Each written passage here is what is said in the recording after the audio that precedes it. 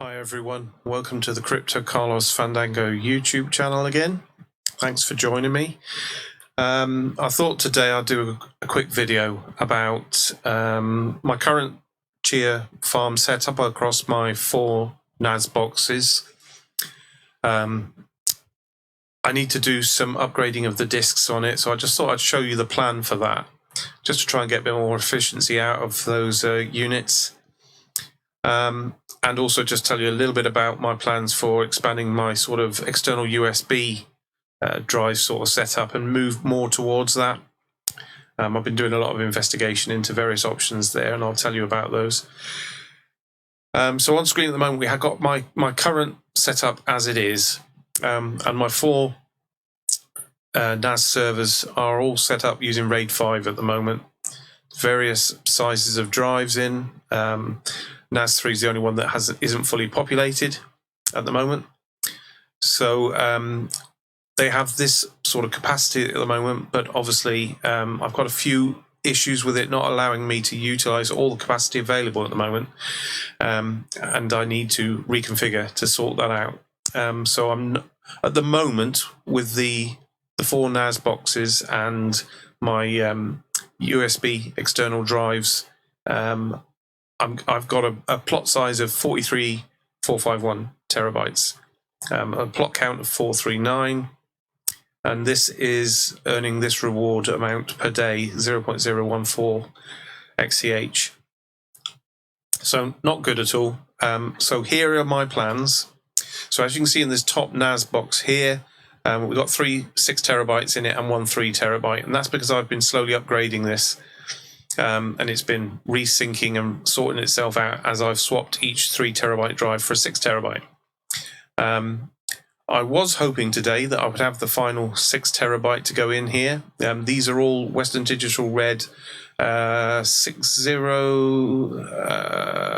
EFAX, WD60 EFAX, yeah, that's right, drives, and I did order another one. Unfortunately, the eBay seller delivered it to the wrong address. Luckily, it was on the same estate, so I was able to go and retrieve it. But when I opened the box, it wasn't in fact an EFAX, it was an EFRX. And it's not advisable to mix and match those drives because they are very different. I think the EFAX ones are SMR and the EFRX aren't. There's a massive difference in cache size on them as well. So I wanted the EFAX I purchased, so I've had to send that back now, unfortunately. So I'm going to hunt around for another replacement for that. But what was going to happen was that new 6 terabyte drive was going to go into this NAS here, and that 3 terabyte would then be joining the other 3 terabyte drives that I took out of this unit, and they would go into this NAS here. So I would have 4 6s up there, and then I would change these 2 terabyte setups here for 3 terabytes. Now what I did is I bought a 10 terabyte USB external, 10 terabyte drive to go in my USB external drive case. It can take a max of 10 terabytes, so I thought I'll invest in one of those because it allows me to take the data off of this NAS here, NAS 3, and put it on there, which I've done, which means this was empty and I was able to populate it with the 4 3 terabyte drives. Well, the 3 terabyte drives at the moment because I can't move this one down. So that's delayed plans a little bit, but that was the plan. And then what was going to happen after that is with the 4 3s in here, I was going to get rid of the RAID and just go switch to a 12 terabyte JBOD on that drive. So let's go to the next slide.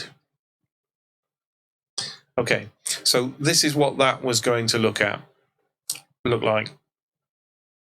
That 6 terabyte would go in here, and then I'd have 4 3s moving into NAS 3, giving me 12 terabyte of sort of JBOD implementation. And then what I was going to do with that 12 terabyte that's available there is I was going to take the 12 terabyte of data that I had on this NAS and move it down onto that, freeing this up. which means that I can then turn this into a 24 terabyte JBOD implementation. And then once I've got that, there's 20 terabytes roughly sitting on this NAS at the moment, which I would move up to that. And that would allow me to change the 8 terabytes here into a 32 terabyte JBOD. And then I can move the data on these 3 terabyte drives here up onto one of the other NASes where there's space and convert that also into a 12 terabyte JBOD array. So if we go to the next slide now, this is what I hope that was going to look like come the end of it. But the plan was the last 2 NASes that had the 3 terabyte drives in, I would buy further 6 terabyte drives to get those up to a 24 terabyte capacity. The reason I haven't gone to 8s like these is I have had problems with the 8s. Don't forget, using an unsupported version of the OS on these ReadyNAS 2100s. And this was the first one I tried, and based on my experience with the 8 terabytes and the cost of them at the moment, I've decided to save a little bit of money by going to the 6 terabyte option and save a little bit of a headache. So that's why these are now going up to 6s. But anyway, as you can see, once this is done, I will have 104 terabyte over the NASes. And with the addition of 2 new 10 terabyte drives into my 3 USB 3 drives that I've got, another 31, giving a total of 135 terabytes.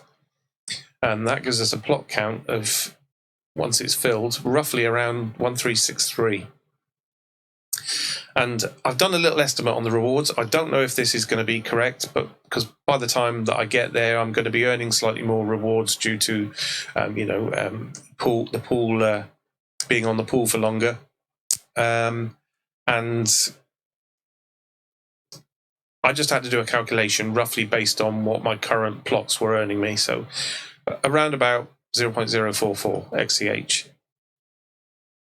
So quite a lot of cost involved still there to get it to this point, and a lot of time. But that is my plan to get this, well, to get the 4 NAS boxes on JBOD and fully populated with plots. And that's the maximum efficiency I can get out of that unit. Then that project will be complete. But in line with that, I'm going to be looking into other options for expanding my sort of USB complement of drives, larger drives, because that seems to be the way to go. So I did a little bit of forecasting.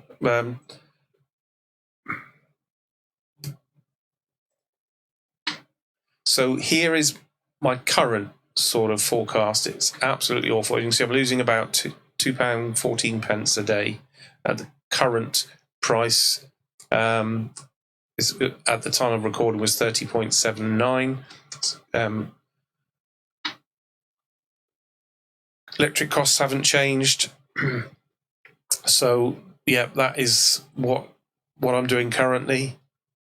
After this upgrade, if my sort of calculation on the daily reward is about right, and not taking into account any more blocks found or anything like that, which obviously help, it drops down to about £1.73. Still not brilliant, but as hopefully the price of CHIA will go up and these figures will change. I don't think we can expect the electricity cost to go down yet, but it might stay static. That's what I'm hoping. So the only other option is to expand those USB larger drives and get those plotting and monitoring the electric costs on those, and hopefully it'll look a lot better than this in the future. But that's it for now. I'll just tell you a little bit about the USB hard drive cases I've bought. They're about, I think, under £20 on eBay at the moment. As I say, they can take up to a 10 terabyte drive, and I have proved that.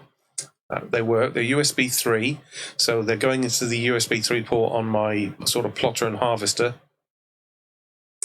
Apart from cooling, You know, when I'm copying plots across those drives, they get very hot. When they're just being used for harvesting, they stay a lot cooler. But the actual case is not very well designed for airflow. There are some holes in the back of it, but obviously when you sit it down, the air can't get to those. The actual case that goes over the drive's got no air holes in it at all, so there's no way for the heat to escape. So I leave them a little bit open to aid in cooling, but so far, so good. So I've been looking at some other options as well. I've been looking at some other sort of drive bay units, 5-bay drive units that'll take 16 terabyte drives. That's another option, but I'm still looking into the power consumption of these units to see if it'll be worthwhile. Failing that, I've been looking at other cabling options to get drives hooked up with power and USB support, some sort of SATA to USB converter cables, so that I can just plug drives straight into a USB 3 powered hub. And I've been looking at various sort of mechanisms for housing those in as well, just to keep it tidy and help with storage space for it and stuff like that. So those are the areas I'm looking at, and I'll tell you about anything that I find that I think's good or useful. But that's what I'm intending to do now, is just get this data cabinet and the NAS servers finished and fully complemented, get it as efficient as I can, and then move on to some other options. So let me know what you think in the comments about that, and please hit the thumbs up if you like this video and it was helpful to you. And subscribe and hit the bell notification icon if you want to know when I put up future videos. But for now, I'll say goodbye and thanks for joining me.